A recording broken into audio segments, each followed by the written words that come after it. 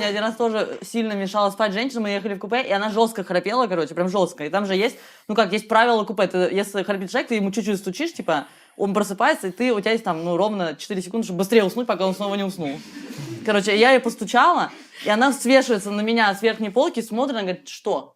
А я вообще не была готова, ну, то есть обычно все понимают, типа, если тебе постучали, значит, ты храпела, ты, типа, переворачиваешь, а она меня прям спрашивает, что?